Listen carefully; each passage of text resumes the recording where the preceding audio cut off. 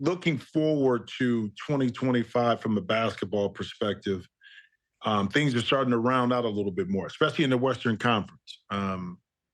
OKC is the team that we thought would be at the top, which they are. But right now, if you look right up underneath that aspect of it, man, you got Memphis right now playing well. 7 of their last 3, kind of rounding into form. I always thought Memphis was a good team last year, but I thought from a basketball maturity perspective, they still had room to growth, whether that was from Jav, whether it was from Jaren Jackson, Bane. But this team now is playing a lot different, playing with a different level of maturity. Hence is why they're in second place. How about shout out to the Rockets, 7-3 in their last 10 games. The job that Ime Udoka has done with that squad has been phenomenal. Just from a defensive perspective. Now, I think they're still challenged offensively. They're still going to have to figure that part out because they're not as efficient. They don't shoot the ball as well from the perimeter as other teams, and I think that can catch back up to them, in the playoff series. But right now, what they're able to do, the buy-in, I think, defensively has been phenomenal. And there's a lot of accountability being held by the coaching staff to those young players. A team you need to watch out for, too, is Denver. Denver's playing extremely well. I mean, it started off a little bit slow, but they're 7-3 in their last 10 games. And Jokic just had the other night the quickest, I think in 20 minutes, he played 29 minutes, but in 20 minutes, he had the quickest triple-double ever in the history of the game.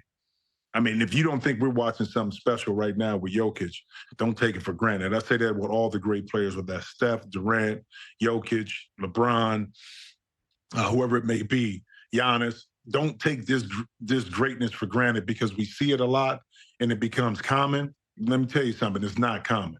It may be common for that person, but what that person or individual is accomplishing is not. So don't take it for granted. I think the second half of this season in the Western Conference is going to be interesting. The second half of the season in the Eastern Conference is going to be interesting because the Cavs are continuing to play extremely well. I think they're hunting for that number 1 spot. I don't think the Celtics are as eager to get it as much as, say, the Cavs are, because the Cavs want to have that home court advantage throughout the whole playoffs. I think Boston is secure enough to know that they can go on the road, even if they're in second place and the Eastern Conference Finals, they have to go on the road to the number 1 seed that they can win it.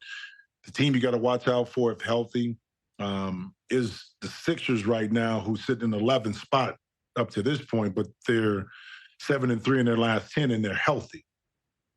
They're healthy, and I'll be talking a little bit later with a good friend of mine, Damon Jones, about Philly and their progression and Embiid's impact, with his health and what Philly could be. So I just think that they have the best roster. That doesn't mean they have the best team, but I'm talking about they have the best roster, individually that can compete. And whether that bodes well and health holds up, we'll see. But that's a team in the East that slowly you probably have to keep your eye on.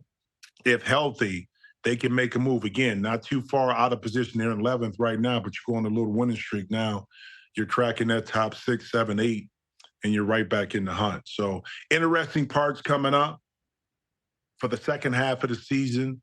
This is the dog days of the season leading into the All-Star break when teams are trying to figure some things out. Some trades are going to be made coming up, in January. So it's going to be interesting to see how these rosters build out. But I'm excited for the second part of this season, meaning that teams are going to figure out who they are, what their rotations are, if they need to make some moves, because we know that the superstars kind of rise to the top, and some of these younger teams and younger players are starting to mature. And as we get closer to the All-Star break and post-All-Star break, I think a lot of that is going to stand out. So stay tuned to the second half of the season. I think it's going to be great. Check out new episodes of The Jim Jackson Show every Thursday. Watch on the Rich Eisen Show YouTube page. Follow the show on Instagram @Jim Jackson Show, or listen wherever you get your podcasts.